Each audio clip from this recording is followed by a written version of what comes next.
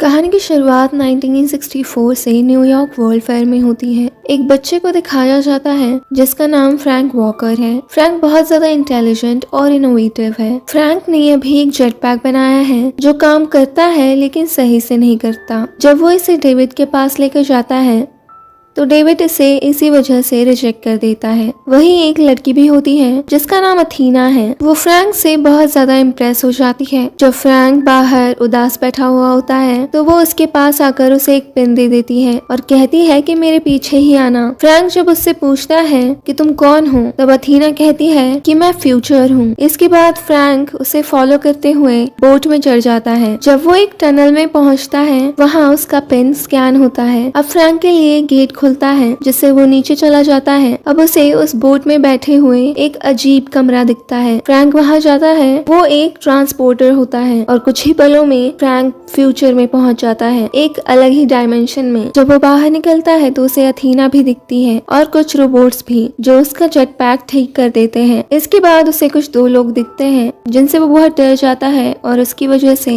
वो नीचे गिर जाता है। उसे उसका जेट पैक दिखता है और वो उसे जैसे तैसे करके पकड़ लेता है। इसके बाद वो उसे स्टार्ट करके अब उसे उड़ाने लगता है। वो फ्यूचर में बना हुआ सब कुछ देखकर बहुत ज्यादा अमेज्ड होता है। तभी उसे अथीना दिखती है और वो जाकर सीधे अपने आप को चोट पहुंचाते हुए उसके पास गिरता है। अथीना उसे ये जगह का नाम टुमारोलैंड बताती है। इसके बाद कई साल बीत जाते हैं और अब हम 2015 में पहुंचते हैं। यहाँ हम एक लड़की को देखते हैं जिसका नाम केसी है और उसे स्टार्स में बहुत इंटरेस्ट है। उसके पापा एक नासा इंजीनियर है और इस एक लॉन्च के बाद उसकी जॉब हमेशा के लिए चली जाने वाली है और इसी वजह से केसी हर बार इस लॉन्च में कुछ ना कुछ खराबी कर देती है ताकि उसके पापा की जॉब बची रहे। लेकिन इस बार उसे पकड़ लिया जाता है और जब उसे एक दिन बाद छोड़ते हैं तो उसे उसके सामान में एक पेन मिलता है। जब केसी इस पेन को टच करती है तो वो एक अलग ही जगह पे पहुंच जाती है। वो एक फार्म में होती है और उसके सामने बहुत दूर टुमारोलैंड होता है। वो अपने पापा को भी ये बात बताती है, लेकिन जब उसके पापा इस पेन को टच करते हैं लेकिन उसके पापा को ऐसा कुछ भी नहीं दिखता। रात को वो बाहर निकलती है और टुमारोलैंड तक पहुंच जाती है और वो वहाँ सब कुछ देखकर बहुत ज्यादा खुश हो जाती है। वो एक स्पेसशिप में बैठने ही वाली होती है तभी उस पेन की बैटरी खत्म हो जाती है और वो अपने आप को एक लेक में पाती है। वो वापस घर जाती है और अपने भाई की हेल्प से ये पेन कहाँ मिलता है ये जानने की कोशिश करती है और जैसे ही उसे एड्रेस पता चलता है वो घर पे झूठ बोलकर वहाँ के लिए निकल जाती है। उसके जाने के बाद वहाँ पे अथीना पहुँचती है। पता चलता है कि अथीना ने ही केसी को वो पेन दिया था। यहाँ जब अथीना को केसी के बारे में पता चलता है कि वो कहाँ गई है तो अथीना बहुत ज्यादा परेशान हो जाती है। दूसरी ओर केसी एक शॉप में पहुंचकर उन शॉप ओनर्स को वो पेन दिखाती है। ये लोग अब केसी से उस लड़की के बारे में पूछने लग जाते हैं जिसने उसे वो पेन दिया हो। केसी बताती है कि उसे ये पेन उसके सामान में मिला था, लेकिन वो लोग केसी पे बिलीव नहीं करते और अचानक से उस पे हमला करने लग जाते हैं। अब यहाँ पे अथीना पहुँच जाती है और केसी को बचा लेती है। केसी को पता लग जाता है कि ये लोग रोबोट्स हैं। वो अथीना के साथ गाड़ी में बैठ निकल जाती हैं, लेकिन अब और रोबोट्स उनका पीछा कर रहे थे।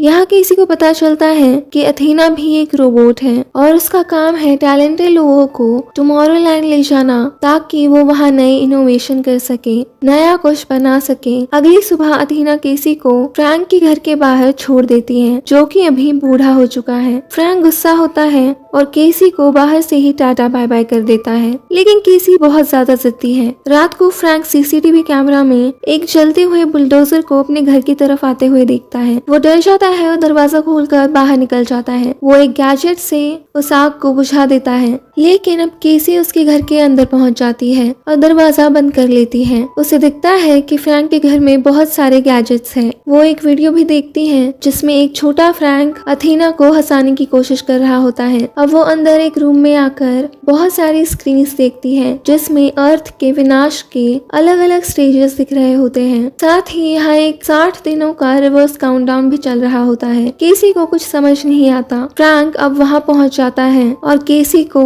कहता है कि उसे टुमारोलैंड से बाहर कर दिया था क्योंकि उसने ऐसा कुछ बनाया था जो उसे नहीं बनाना चाहिए था, और ये भी बताता है कि 7 दिनों में धरती पूरी तरीके से खत्म हो जाएगी। और जब केसी ये बात मानने से इनकार करती है तो सारे कंप्यूटर स्क्रीन पर कुछ पलों के लिए धरती की हालत एकदम अच्छी हो जाती है। फ्रैंक ये देख शॉक हो जाता है। अचानक से वहाँ पर रोबोट्स पहुँच जाते हैं और इन दोनों पर हमला करने लगते हैं, लेकिन ये दोनों रोबोट्स से फाइट करके जैसे तैसे बाहर निकलते हैं। और अब यहाँ पे अथीना भी पहुँच जाती है। जैसे ही ये तीनों गाड़ी में बैठते हैं, अथीना से फ्रैंक लड़ने झगड़ने लगता है। दरअसल फ्रैंक जब छोटा बच्चा था उसे ये पता नहीं था कि अथीना एक रोबोट है और वो उसे अपना दिल दे बैठा था। आगे जाकर जब उसे पता चलता है तो उसका दिल टूट जाता है। और जब उसने उसका वो इन्वेंशन किया था कि 7 दिनों बाद दुनिया का अंत होने वाला है, उसने उसके लिए अथीना को जिम्मेदार ठहराया क्योंकि अथीना ही उसे टुमारोलैंड में ले गई थी। अगर वो उसे वहाँ नहीं ले जाती तो ऐसा होता ही नहीं, ये फ्रैंक का मानना होता है। अथीना कहती है कि उन तीनों को यहाँ से वापस जाना होगा टुमारोलैंड में क्योंकि उसे ऐसा लगता है कि केसी ये सब कुछ ठीक कर सकती है। अब वो लोग आईफिल टावर तक पहुँच जाते हैं बहुत सारे गैजेट्स का यूज करके। आईफिल टावर पहुँचकर ये लोग एक फ्लाइंग ऑब्जेक्ट को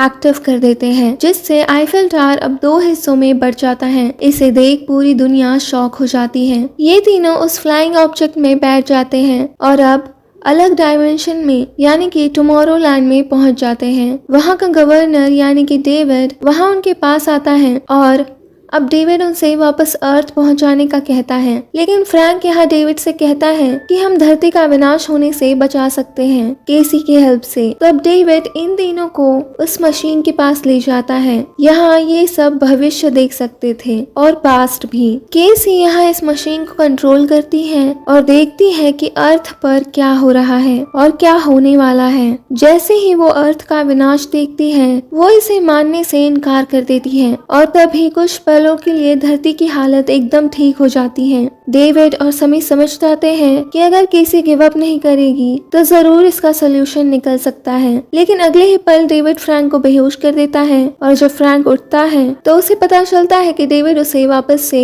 धरती पर पहुंचाने वाला है क्योंकि डेविड उसकी बातों में नहीं मानता। केसी को अब यहाँ पे एक बात समझ में आ जाती है कि ये मशीन ही वो वजह है जिससे धरती का अंत तय है। वो कहती है कि इस मशीन की वजह से ही ये पता चला है कि धरती का अंत होने वाला है और सबने यकीन कर लिया है कि यही हमारा सच है और इसे सुधारने के लिए कोई कुछ भी नहीं कर रहा। अगर हम ये मशीन ही बंद कर दे तो ये नेगेटिव मैसेज धरती पे जाएगा ही नहीं और इंसान फिर से पॉजिटिव सोचना शुरू कर देगा और इससे धरती बच जाएगी। जब ये लोग डेविड के पास जाते हैं और उसे सब बताते हैं तो डेविड उनकी बात पर ज्यादा ध्यान नहीं देता। वो कहता है कि इंसान खुद ही अपने माइंड में पहले से ही ये सब मान चुका है कि वो कुछ नहीं कर सकता और धरती का विनाश तय है कि धरती का अंत होने ही वाला है। धरती की हालत हर दिन बिगड़ रही है लेकिन इंसान ऑलरेडी गिव अप कर चुका है। उसे बेहतर बनाने के लिए कोई कुछ भी नहीं कर रहा। ये मशीन का फॉल्ट नहीं, इंसान के गिव अप करने का फॉल्ट है। अब डेविड इन्हें वापस धरती पर भेज रहा था तब फ्रैंक उसे हाथ मिलाता है और तभी फ्रैंक उसके हाथ में लगे हुए उस गैजेट से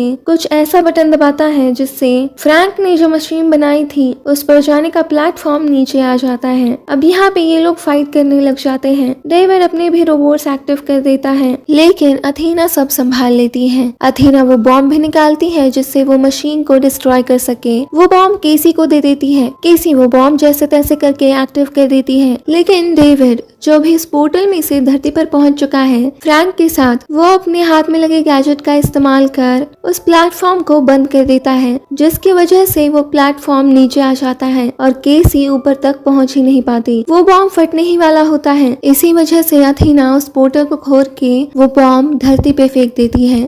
वो फ्रैंक को वापस आने के लिए कहती है। खैर उसके साथ डेविड भी वहाँ आ जाता है। अब वो फिर से फाइट करने लग जाता है जिसमें अथीना पर बहुत बुरा अटैक होता है और वो खुद को सेल्फ डिस्ट्रक्ट करने वाली होती है। उसने फ्रैंक पे होने वाला अटैक खुद पे ले लिया था। वो फ्रैंक से अब कहती है कि मेरे प्रोग्रामिंग में ही ये है कि मैं टैलेंटेड लोगों को टुमारोलैंड लेके आऊँ, लेकिन मैंने तुम्हें ये नहीं बताया कि मैं एक रोबोट हूँ क्योंकि मैं तुम्हें उदास नहीं देखना चाहती थी और ये मेरी प्रोग्रामिंग में नहीं है। फ्रैंक अब यहाँ पे बहुत ज्यादा इमोशनल हो जाता है। अथीना कहती है कि मैं यहाँ पे खुद को सेल्फ डिस्ट्रक्ट करने वाली हूँ, तो बॉम्ब की बजाय मेरा इस्तेमाल करो और उस मशीन को डिस्ट्रॉय कर दो ताकि धरती का अंत रोका जाए। फ्रैंक अब भारी दिल के साथ बिल्कुल वही करता है जो उससे अथीना ने कहा था। मशीन जब डिस्ट्रॉय हो जाती है तो उसमें डेविड भी मर जाता है। आखिर में केसी अपने परिवार के पास वापस चली जाती है। आगे उन्हें टुमारोलैंड में रहने की इजाजत मिल जाती है क्योंकि केसी के डैड तो पहले से ही नासा इंजीनियर थे और केसी और फ्रैंक यहाँ के हेड बन जाते हैं और वो अथीना का काम आगे बढ़ाते हैं। ये कहानी यहीं पे खत्म होती है और ये कहकर जाती है कि कभी गिव अप नहीं करना चाहिए। अगर आपको ये वीडियो अच्छा लगा हो तो please like, share and subscribe. Thanks for watching.